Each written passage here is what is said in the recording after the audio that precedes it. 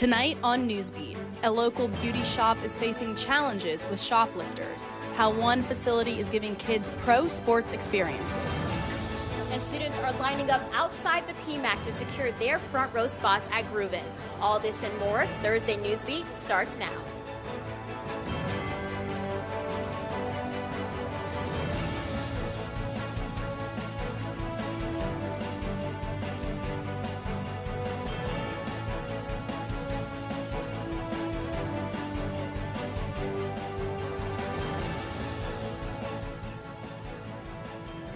Good evening and welcome to Thursday Newsbeat. I'm Danielle Rancifer. And I'm Caroline Fernandez. We begin the show with a live look outside the PMAC where students are already lining up for Groovin. This year's spring concert features two Louisiana natives, artists Rob49 and Vicky Lowe. Reporter Lorena Patterson-Vollian has more outside the PMAC. Lorena? Well, Danielle and Caroline, doors open at 7, but as you can see, people already started to line up to secure their spots. As Caroline said, the headliners this year are both Louisiana natives, so it's sure to be a cultural experience. Earlier this week, I went to Free Speech Alley to ask students how they felt about the performers. Let's see what they said. Are you going to Groovin? Yes, I am. Okay, what do you think of the lineup? I wasn't expecting it with the hints they gave out. I think it's a little trash in my opinion. You know, we had Glorilla last year, and it's kind of a downgrade going from a guy that I don't really know that well. Lineup was definitely perfect. It's all right, Rob. You can see Rob at a Palace on a good night. I haven't heard of them. I like Rob49 and Vicky Lowe. They're going to do great. They're from New Orleans, and it's going to be awesome. I think it's so good that like people from out of state and LSU students that may have never been to New Orleans get to experience like bounce culture in their own university. They should have been more versatile with the lineup because everybody isn't from Louisiana, so, you know, we don't want to hear trip out music 24/7. I think the lineup is fire. I think Student Gov definitely ate down with that. You know, is where are y'all getting the information from that these is who we want to see? I think it's okay. Student government, they definitely did the best that they could. I mean, I know a couple Rob49 songs, but if I'm being completely honest, no idea who the girl is. Rob49, I mean, he's just going to say what the hell a bunch of times and then leave. You know, what the hell-y? I don't know who the artists are. Do better. Who would I like to see perform? Lil Wayne, probably. And Lil Baby, because he's a GOAT, obviously. They're not together anymore, but the City Girls. Megan Thee Stallion. I don't know. I like rock music. Do a cover of Metallica. Kalani, too. That would have been good. Brent Fayez. Otto.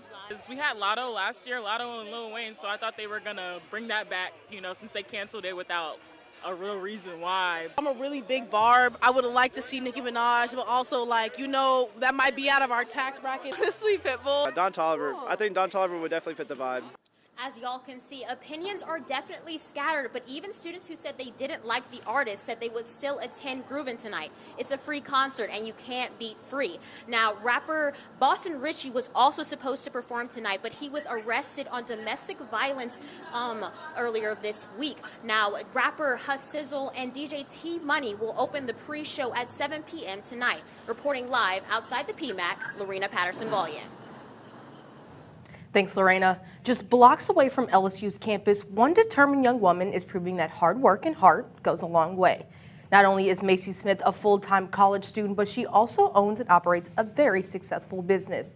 Balancing academics and being an entrepreneur is not an easy task, and her journey has been met with some challenges. Unfortunately, her store has experienced theft on multiple occasions, testing her resolve. But she refuses to let those moments derail her purpose. Instead, she channels resilience and optimism, continuing to serve her community with grace. You can find Smith's store's luxurious looks at the corner of Highland and Roosevelt. There's a brand new training facility that's opened right up here in Baton Rouge, and it's set out to be the place that makes athletes elite. Sports reporter Kennedy Banks has the story.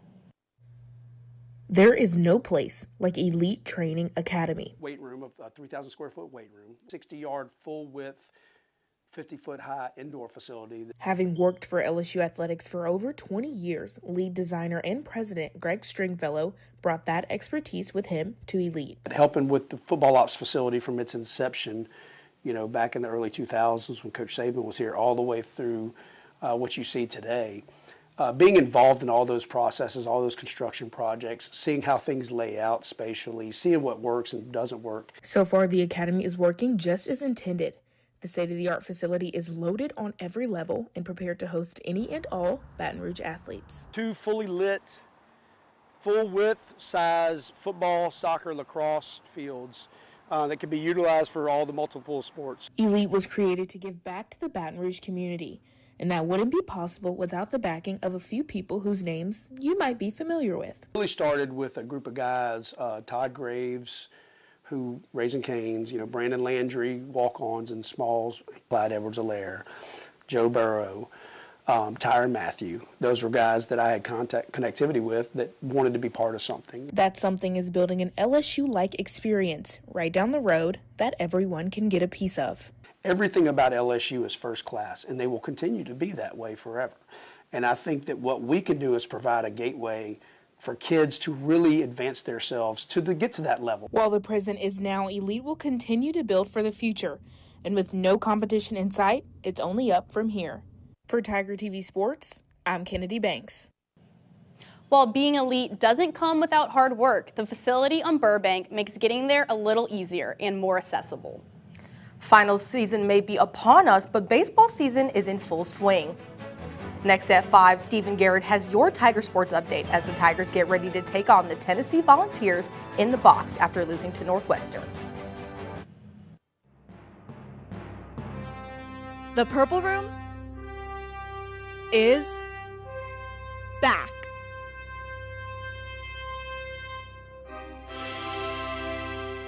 We're back this semester with episodes every Friday.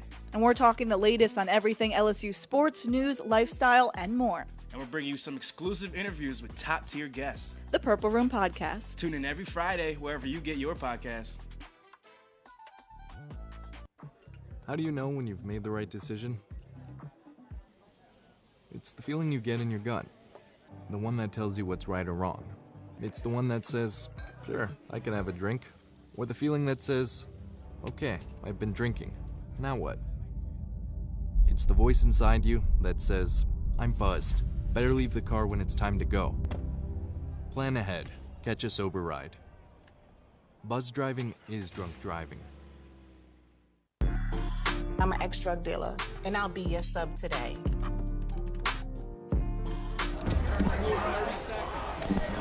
Two milligrams of fentanyl can be lethal. A lethal dose is in here. Who gets it, I won't know. It's cheap, it's potent, and it's profitable. The sad reality is, fentanyl is being mixed into everything now. More kids should know.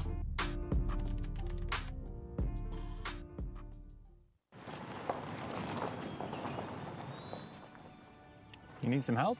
Your tow chains are a little loose. Could spark a wildfire. I could show you how to secure them properly if you'd like. Sure. Thanks a lot. Anytime. You should check out SmokeyBear.com. They've got a bunch of tips on wildfire prevention.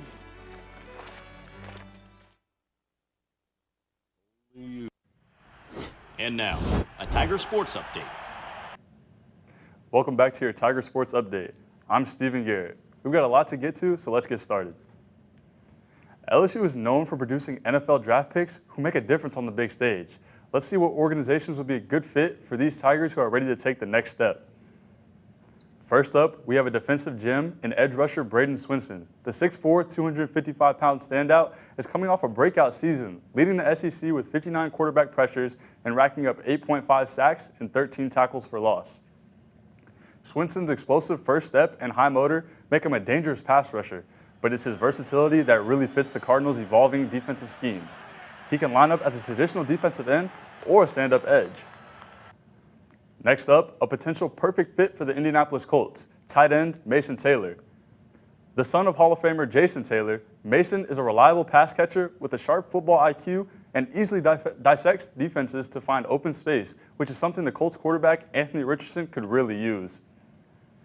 Taylor's not the flashiest athlete, but he runs a crisp route and understands how to work zone coverages, which helped him become the leader in receiving yards among tight ends in LSU history with 1,308 yards. Plus, he's a willing blocker. With the Colts currently lacking in the tight end group, Taylor could step up as a high upside role player, especially in 2 tight end sets and red zone situations. He would really be a smart addition for the Colts.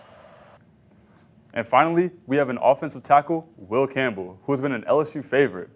The 6'6", 325-pounder is a force in the run game, using his strength and agility to dominate at the point of attack. Starting as a freshman, Campbell played 2,553 snaps in his career as a Tiger and only gave up 5 sacks. He is projected to go 4th overall to the Patriots, who are looking to strengthen their offense and protect their developing quarterback, Drake May. Campbell checks all the boxes. He is tough, coachable, and versatile. Campbell's arm length raised questions at the combine, but his tape tells the real story. He's an absolute dog who can bring immediate value and long-term upside. Coming up on Friday, number 4 LSU baseball is set to kick off their series against number 5 Tennessee in Alex Box Stadium at 6:30, and this will be a battle for sure. Although LSU won their SEC series against Alabama last weekend, they had a bit of a surprise loss to Northwestern State on Tuesday. Coach Jay Johnson spoke on his mentality after this loss. You know, and when you have a really tough game on Tuesday, loss on Saturday, it's not quite as bad as it seems. And that's not deflecting anything because, you know, we dive into how we play really hard. So I think it's guy by guy. I think there's been some improvement, and we just got to keep chipping away. That's all I have for your Tiger Sports update. But next on Newsbeat, as lawmakers in D.C. continue to debate budget cuts, one preschool program is in danger. The Purple Room is back.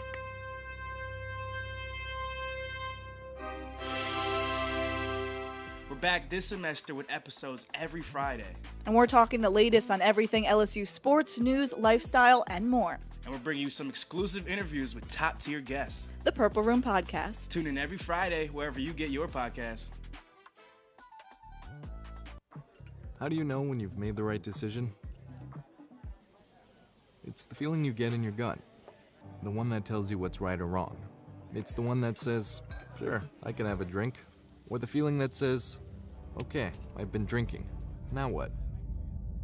It's the voice inside you that says, I'm buzzed. Better leave the car when it's time to go. Plan ahead. Catch a sober ride. Buzz driving is drunk driving. I'm an ex-drug dealer, and I'll be your sub today.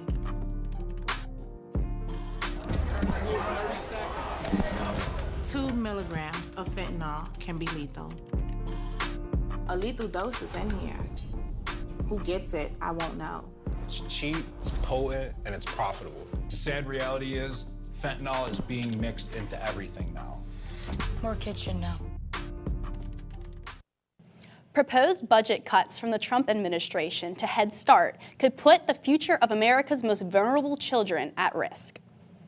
Established in 1965, Project Head Start aimed to support preschool-age children from low-income and rural families. Today, more than 50 million children rely on the program for emotional, social, and psychological needs.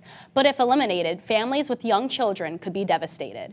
As the White House prepares its budget request for 2026, veteran educators like Chandria Thorne are raising concerns about the disproportionate impact on children within the area.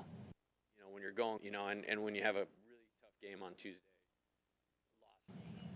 Educators like Thorne are urging parents and caregivers to seek out community resources like free tutoring and further enriching activities to help keep children on track developmentally. You know, Stephen, with the Tennessee series coming up, it seems like it's going to be a big weekend. That's right, Danny. LSU fans have definitely been talking about this game all season long. If you want a more in-depth look into this game, be sure to tune in to our pregame coverage live tomorrow at 5. And after the game, be sure to check out Tiger TV's Battle of the Bands in Fred starting at 9 p.m. Well, that's all the time we have for tonight's Newsbeat. To stay up to date on all LSU news and sports, be sure to follow all our socials at LSU Tiger TV. And tune into our shows Monday through Thursday, live at 5. Until next time, I'm Stephen Garrett. And I'm Danielle Rancifer. And I'm Caroline Fernandez. Have a great weekend, Tigers.